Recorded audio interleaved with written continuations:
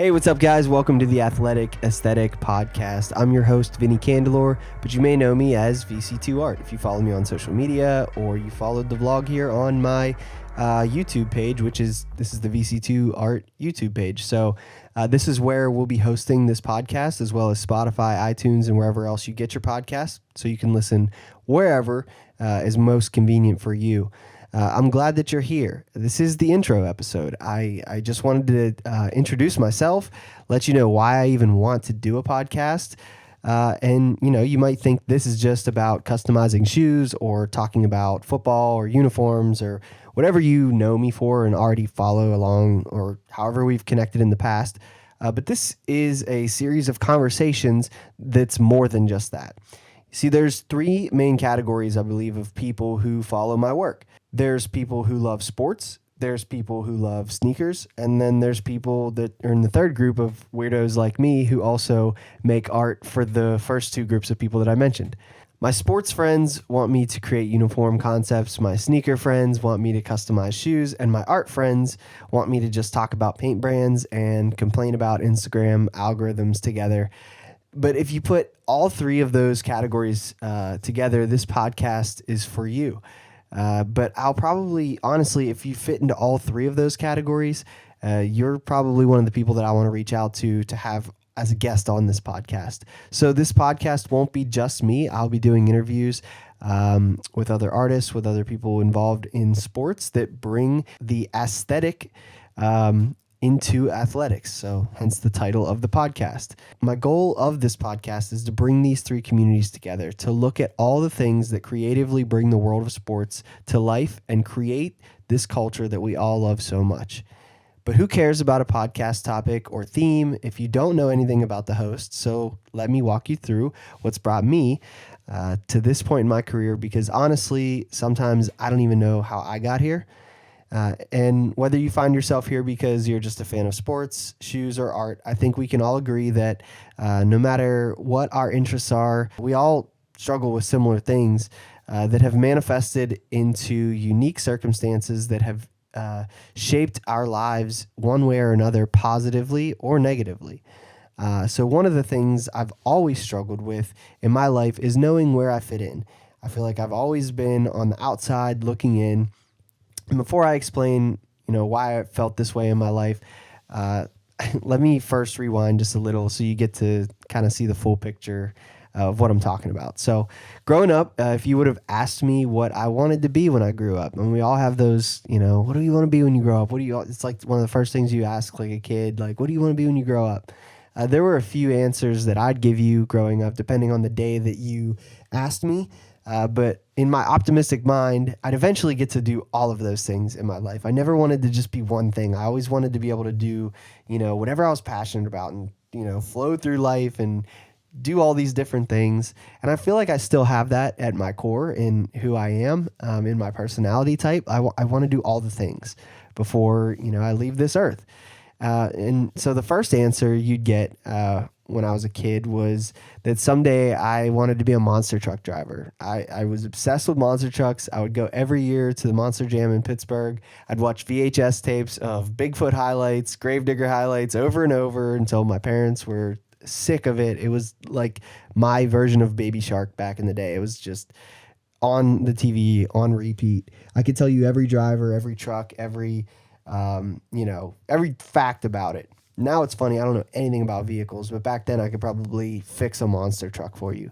And of all those, Bigfoot was my favorite before they broke off to do their own shows, like going to a Monster Jam, seeing Bigfoot and like knowing the history of that. Irrelevant. But anyways, I fell in love with monster trucks. And I think it was mostly not just because monster trucks are loud and big, awesome as a kid, but I loved the design. I loved like the painting and the different looks. I was obsessed with Bigfoot because the blue color was so great. I loved it so much. So I was obsessed with things as a kid, even growing up, just from like a design aspect before I even knew that that's what it was. So fill in the blank there for you, whatever it was that you were obsessed with growing up. I don't know what that is. So maybe you can let me know, like, what was like the thing when you were a kid, if someone would have asked you, like, what do you want to be when you grow up? Like, what was your answer? What was your go-to answer? I know for sure that monster truck driver was one of mine. And around the same time in my childhood, I would have sleepovers every Friday night at my pap's house. It was great. My parents would go have a date night out to their bowling league, and I'd get to play with all my monster trucks and wake up in the morning, go to McDonald's for lunch. The amount of McDonald's that I ate growing up, when I think about it now, I'm like, wow, it's honestly astonishing that I'm still alive. But nuggets and sweet and sour growing up was just like, that's just living right there. That's just good stuff. But little did I know those sleepovers would not only be a fun night with my grandfather, but they would actually be where I'd be introduced to my love for creating art.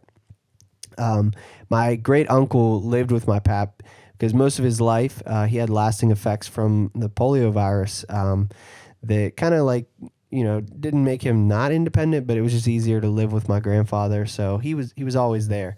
But man, he could paint. Like, he was an incredible artist. And I remember one day he showed me a painting he did of this local guy to Pittsburgh named, Joe Montana. I don't know if you ever heard of Joe Montana, but he did a painting of him, and I thought it was amazing. I was blown away at a young age by how he could paint something like that and make it so realistic. So I asked if he'd teach me. I remember so vividly the first time when he told me, just draw what you love. It really hit me as a kid. I'm like, okay, well, what do I love? It's the first time I started thinking what do I love? What do I love? Because I wanted to draw what I love. And soon I found myself spending time at these sleepovers, learning shading techniques and perspective. Instead of playing with my monster trucks, I would stage them and I'd try to draw them. That was where it all started, and I found my spark. And over the next few years, as my interests changed and as I grew up, the one thing remained the same. That no matter what the interest was, I wanted to make art inspired by it. And monster trucks shifted to Pokemon. I never really understood how to play the card game, but I knew how to draw them and I liked collecting them. And I remember that was actually my first business idea. I would draw, before I knew it was a business idea, I would draw my friends' favorite Pokemon characters out of this book that I had during class. A couple times I'd get it taken off of me, but I couldn't focus in class. I could only draw. It's all I wanted to do. And then I'd give them to them at lunch in exchange for their fruit snacks or Dunkaroos or whatever the snack was of the day. And, as I was thinking about this, I was like, do you guys remember string things? That was gold in my elementary cafeteria. They were these little stringy fruit roll-up-y type snacks that were on a piece of paper. And it had a little design. You'd peel them up. Those were my, if you gave me a string thing, I was giving you free drawings for a week. And I think, my Pokemon phase ended when I realized it was on TV at 6 a.m. back then. I tried to get up early to watch after a few times, and I remember being yeah, screw this, it's way too early. So I kind of traded in the early mornings, pretending to care about Pokemon in order to get snacks from my friends, for late nights watching WWF, which is WWE now. But back then it was the Attitude Era of WWE, World Wrestling Federation. And it was unlike anything else on TV. That year I met a couple friends in school, Brian Skagline, shout out to my boy, and Greg Crouch. They were my two best friends, and we were both obsessed. We were all three obsessed with the WWF, and we became best friends. And I had also just started playing football that year. And honestly, none of my teammates were in my class. So I feel I had two major interests brewing. I had this love for wrestling and love for football, but none of those friends kind of overlapped. So when I'd be with my friends from school, we'd be talking about how Stone Cold drove a beer truck into the ring last night, or how Undertaker slammed Mankind through a cage match onto some thumbtacks, or how Jeff Hardy did a swanton bomb off a 30-foot ladder through a table, or we'd be doing our best, if you smell what the Rock is cooking. We'd be just talking about wrestling all day, every day in class. But when we'd go to recess and I'd see some of my teammates on the playground, because they were in other classes in the same school, as all the classes would come together after lunch, during this time, I'd find myself with them talking sports, talking about Cordell Stewart and how he's better off staying a receiver, talking about Randy Moss and Chris Carter, being the best receiving duo ever, and how John Elway wouldn't be able to beat Brett Favre in the Super Bowl in back-to-back years. for the Broncos. Like, just like all this like nostalgia when I think about this. But it was like two separate friend groups. And so then after school, I'd go straight to my football practice. So found myself having two different friend groups, that I was very much invested in. But those groups didn't really care about the opposite. The wrestling friends didn't care about football, and the football friends didn't care about wrestling, at least not like I did. The one thing that remained constant was those words from my uncle that I mentioned earlier. It was just draw what you love. Find the common thing that you love and draw it.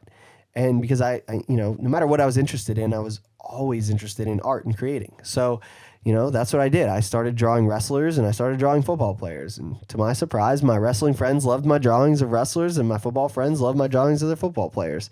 And so, it was in that time that it hit me that the constant in my life was art. And I realized, at an early age that my art could connect me to any group, time, or place, as long as my passion was aligned with it. So then I went to middle school, and, man, was I confused as to where I belonged. I was a year ahead of my grades. So basically, like, my football teammates were all still in fifth grade, and my school friends who were into wrestling had evolved into skateboarding, video games, music, you name it. All these things that, like, I didn't really connect with it. Like, wasn't like crazy passionate about any of those. I just wanted to play football. But because I didn't have my teammates and I didn't have my old school friends from, elementary when we, were into wrestling and all that, they were into new things. I truly didn't know like where I fit in this new stage of like middle school. If I wore like skate brands, I'd get called a poser, and that was like the ultimate insult back then. So I went with what I knew. I started asking for jerseys for every holiday and birthday until I got to the point where I would wear a jersey, like a different jersey, NFL jersey to school almost every day. I would have like this crazy rotation of jerseys. I just became known as the kid like wears jerseys every day. And this is where my love for uniforms and like the design of uniforms kind of came in. I always heard like the saying, I think my dad told me the first time, like the Deion Sanders saying of like, look good, feel good, play good. And, as me growing up as a football player, I was like, I want to emulate that. I want to, embody that. So I started wearing the gloves and the sleeves and the cool socks and the, I started caring about what face mask was on my helmet and, having a visor even before it was like allowed to have a visor, and, all the accessories and armbands and wristbands. And, I wanted to look like my favorite players on Sundays when I was, playing youth Pop Warner football. So, football became my identity, and people knew me as the football player, and I loved it. But outside of the practices and game days, I didn't really have like a solid group of friends. I had my art. Like, that's what I wanted to do when I wasn't playing football or in school. And I was okay with that. I had, teammates and friends, and don't get me wrong, I'm not, I was a loser, I didn't talk to anybody or whatever. My life's so sad. Like, I'm not saying that. I had friends.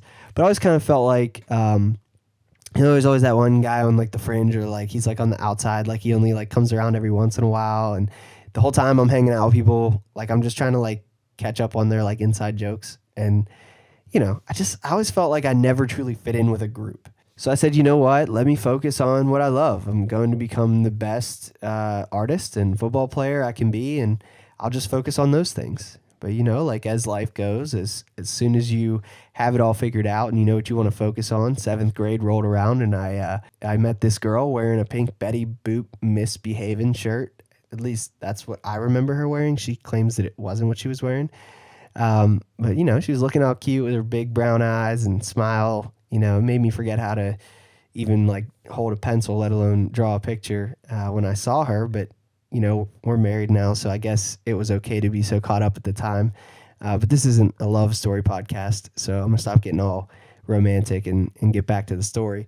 But around the same time, I met her and started to grow up. And so fast forward a little, and I ended up playing college football at West Liberty. And, I was majoring in art at the time. And this was where, the next kind of key moment in my life changed the trajectory and got me to where I am right now. And that was, I kind of needed some extra cash. Like, I don't know if you know this, but as an art major, there's not a lot of jobs that are like lined up when you're graduating. So you got to have a solid plan for after graduation. And I'm like, you know what? I don't have one right now. I know that I've always had faith that like I'll figure it out with my art. I'll figure it out. I'm not going to force anything. I'm going to figure it out. So I needed, some extra cash in the off season, summers and all that from football. And I had already tried like every, part-time job you could ever have throughout high school and college. Like I worked for a landscaping business, worked at Steve & Barry's. I don't know if you guys remember Steve & Barry's, but that was my first like retail job. I got some stories about Steve & Barry's. Maybe we'll talk about those later on the podcast. I served tables at Steak and Shake. One summer I moved to Ocean City with my girlfriend at the time, my wife now, Lindy. And we moved there and lived there for the summer. I waited tables on the boardwalk at this restaurant called the Dough Roller. So if you're familiar with Ocean City, I used to work at the Dough Roller there. But yeah, so I'm like, what do I want to do? Like, I just got to make some extra money. So I put in an application at the mall for 2 stores, Dick's Sporting Goods and Finish Line, which is funny because those are the 2 people that are now associated with me, are sports people and shoes people. And so I got both jobs. I got hired at both, part-time at both, worked them both through the summer, and decided to stay on the rotation at Finish Line once a month for the discount when I went back to school for football season. Then I graduated with 0 plans as to how I could transition out of college into the real world with my, my fine art degree that, everyone cares about that. Like it helps you so much. So I went full-time at Finish Line. And I was like, you know what? I'm just going to figure it out. I was never into sneakers, really. Like, I would never consider myself a sneakerhead. But I quickly realized how much I needed to learn about the sneaker world. When people would, be coming in asking for, like, the Jordan 4 that came out that Saturday morning, and I'd left to go in the back, come back, bring, like, a pair of, like, Reebok Classics and be like, yeah, I got these in the same color. Do you want to try these on? Like, these people would be looking at me like, bro, like... No, I don't want those. And so, release day after release day, I slowly grew into this sneaker culture as, I copped like pair after pair, turning my paycheck basically back into Finish Line every single week. And this was around the time that Instagram and Twitter was really exploding too. So it kind of was feeding into that sneaker culture and like reselling and all this stuff. So it was a really new time on the internet. And in my free time, I wasn't really painting anymore, but instead I was using this new knowledge I had of Photoshop to create like uniform designs, and I saw it gaining some traction, posting it to my personal page. So that's when I started a separate account called Uni Edits. And if you've seen my vlog, you've heard me talk about Uni Edits, or if you've been following me since day one, you have seen Uni Edits. So Uni Edits, it exploded, and my work was being shared everywhere by athletes, by celebrities. And in the early stages of Instagram, I grew to almost 20,000 followers. But at the time, I had no idea how to monetize that.